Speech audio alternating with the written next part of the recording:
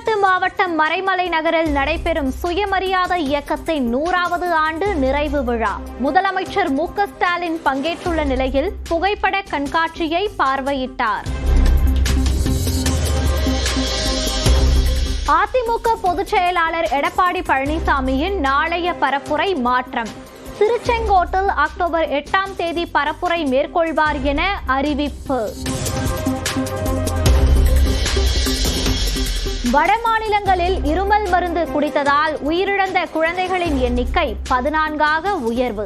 தமிழ்நாட்டில் தடை செய்யப்பட்ட கோல்ரிப் இருமல் மருந்தை யாரும் பயன்படுத்த வேண்டாம் என அமைச்சர் மா. சுப்பிரமணியன் அறிவுரை. மதிமுக பொதுச் செயலாளர் வைகோ மருத்துவமனையில் அனுமதி. சளி பிரச்சினை காரணமாக சென்னையில் உள்ள தனியார் மருத்துவமனையில் சிகிச்சை.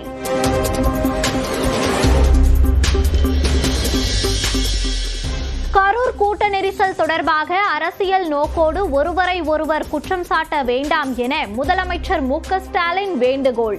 நீண்ட கால தீர்வுக்கு அனைவரது ஆலோசனைகளையும் வரவேற்பதாக அறிக்கை.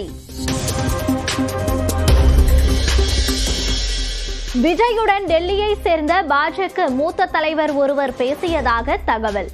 பாஜகவுடன் பேச்சுவார்த்தை நடைபெறவில்லை என தவேக தரப்பு மறுப்பு. கரூர் கூட்ட நெரிசல் சம்பவத்துக்கு விஜய் தார்மீக பொறுப்பேற்க வேண்டும்.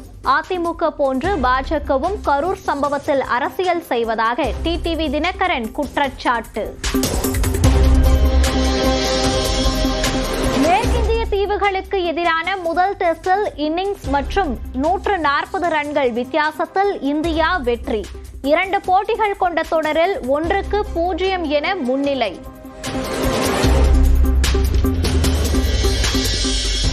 ஆஸ்திரேலியா செல்லும் ஒருநாள் அணியின் கேப்டனாகவும் டெஸ்ட் அணி கேப்டன் சுப்மன் கில் நியமனம். ஒருநாள் அணியில் வீரர்களாக தொடரும் ரோஹித் சர்மா, விராட் கோலி.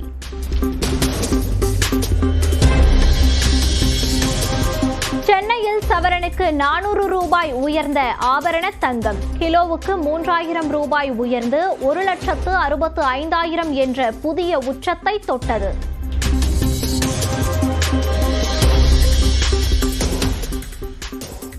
மதுரை, திருச்சி, சேலம் உள்ளிட்ட 12 மாவட்டங்களில் இன்றும் நாளையும் கனமழைக்கு வாய்ப்பு. கிருஷ்ணகிரி, திருப்பத்தூர் மாவட்டங்களில் 2 நாட்கள் கனமழை தொடரும். தொடர்ந்து 7 மணி எக்ஸ்பிரஸ் செய்திகளை பார்க்கலாம். சுயமரியாதை இயக்கத்தின் 100ஆண்டு விழாவில் தமிழ்நாடு முதலமைச்சர் மு.க. ஸ்டாலின் கலந்து கொண்டார். சென்னை மறைமலை நகரில் திராவிடர் கழக தலைவர் கி. வீரமணி தலைமையில் விழா நடைபெற்றது. விழாவில் கலந்து கொண்ட முதலமைச்சர் மு.க. ஸ்டாலின் புகைப்பட கண்காட்சியை பார்வையிட்டார். விழாவில் திமுக எம்பி கனிமொழி, விசிக தலைவர் திருமாவளவன், சிபிஎம் மாநில செயலாளர் மு. வீரபாண்டி உள்ளிட்டோர் கலந்து கொண்டனர். திருச்செங்கோடு மற்றும் குமாரபாளையத்தில் எடப்பாடி பழனிசாமி ஞாயிற்றுக்கிழமை மேற்கொள்ள இருந்த பரப்புரை பயணம் ஒத்திவைக்கப்பட்டுள்ளது. அதன்படி திருச்செங்கோடு, குமாரபாளையத்தில் எடப்பாடி பழனிசாமி வரும் புதன்கிழமை பரப்புரை செய்கிறார். நாமக்கல் மற்றும் பரமத்தி வேலூரில் வியாழக்கிழமையும், மொடக்குறிச்சி, ஈரோடு கிழக்கு தொகுதிகளில் வெள்ளிக்கிழமையும் எடப்பாடி பழனிசாமி பரப்புரை செய்வார் என்று அறிவிக்கப்பட்டுள்ளது. கூட்டணி அமைப்பது குறித்து விஜயுடன் பாஜக மூத்த தலைவர் பேசியதாக தகவல் வெளியான நிலையில் அதனை தவேக தலைமை திட்டவட்டமாக மறுத்துள்ளது. கரூர் கூட்ட நெரிசலை தொடர்ந்து நேரில் ஆய்வு செய்ய வந்த தேசிய ஜனநாயக கூட்டணி நாடாளுமன்ற உறுப்பினர்கள் குழுவினர் உள்ளிட்டோர் விஜய்க்கு ஆதரவு தெரிவித்தனர். மேலும் கூட்டணி குறித்து விஜயிடம் பாஜக மூத்த தலைவர் பேசியதாக தகவல் பரவியது. இதனை தவேக தரப்பு திட்டவட்டமாக மறுத்துள்ளது. கரூர் துயர சம்பவத்தில் முழு உண்மையையும் வெளிக்கொண்டு வருவோம் என்று முதலமைச்சர் மு.க. ஸ்டாலின் உறுதிபட தெரிவித்துள்ளார். இது தொடர்பாக எக்ஸ் பக்கத்தில் பதிவிட்டுள்ள அவர், துடைக்க முடியாத இந்த துயர சம்பவத்தின் பின்னணியில் அரசியல் நோக்கோடு ஒருவரை ஒருவர் குற்றம் சாட்டாமல் ஒரு நீண்டகால தீர்வை நோக்கி பயணிப்போம் என்று கேட்டுக் கொண்டுள்ளார்.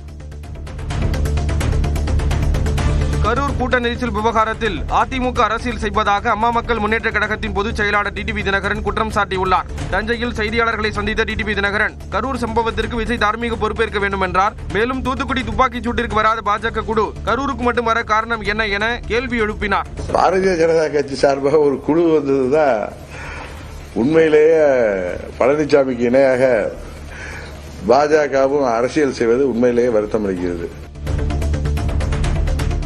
வடமாநிலங்களில் இருமல் மருந்தை குடித்ததால் உயிரிழந்த குழந்தைகளின் எண்ணிக்கை 14ஆக அதிகரித்துள்ளது.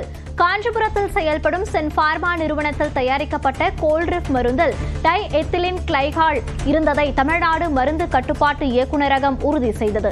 மத்திய பிரதேசத்தில் கோல்ட்ரிப் மருந்துக்கு தடை விதிக்கப்பட்ட நிலையில் ராஜஸ்தானில் மருந்து கட்டுப்பாடு தலைமை அதிகாரி பணியிடை நீக்கம் செய்யப்பட்டுள்ளார்.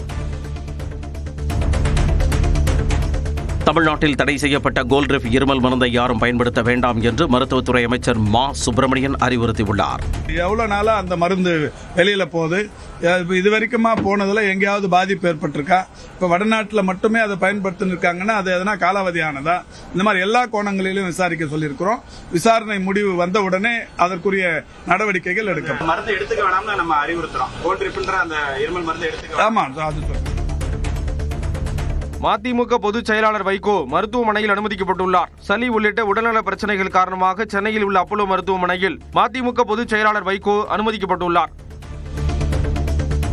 ஆபரண தங்கம் விலை 87,500 ரூபாயை கடந்ததால் தங்கம் வாங்குவோர் அதிர்ச்சி அடைந்துள்ளனர். சென்னையில் ஆபரண தங்கம் விலை கிராமுக்கு 50 ரூபாய் உயர்ந்து 10,950 ரூபாய்க்கும், சவரனுக்கு 400 ரூபாய் உயர்ந்து 87,600 ரூபாய்க்கும் விற்பனையாகிறது. அதேபோன்று வெள்ளி விலை கிராமுக்கு 3 ரூபாய் உயர்ந்து 165 ரூபாயாகவும், 1 கிலோ வெள்ளி விலை 3,000 ரூபாய் உயர்ந்து 1,65,000 ரூபாயாக நிர்ணயிக்கப்பட்டுள்ளது.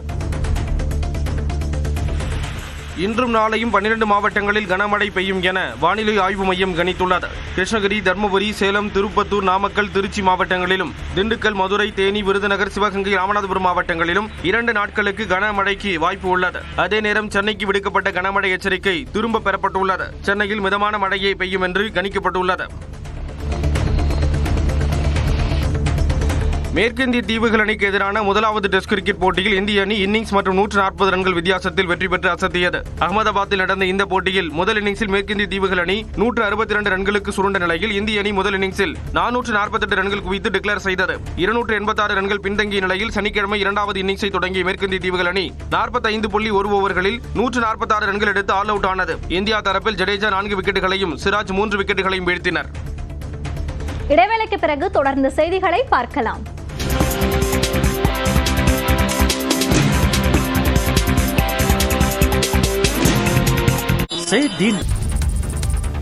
கரூர் துயர சம்பவத்தில் முழு உண்மையும் வெளிக்கொண்டு வருவோம் என்று முதலமைச்சர் மு க ஸ்டாலின் உறுதிபட தெரிவித்துள்ளார். தொடர்பாக எக்ஸ் பக்கத்தில் பதிவேற்றக்கூடியவர், கரூர் துயரம் குறித்து உயர்நீதிமன்றம் கூறியிருக்கக்கூடிய கருத்துக்கள், வழிகாட்டுதல்கள் அனைத்தையும் தமிழ்நாடு அரசு மிக தீவிரமாக கவனத்தில் கொண்டு செயலாற்றி வருவதாக தெரிவித்துள்ளார்.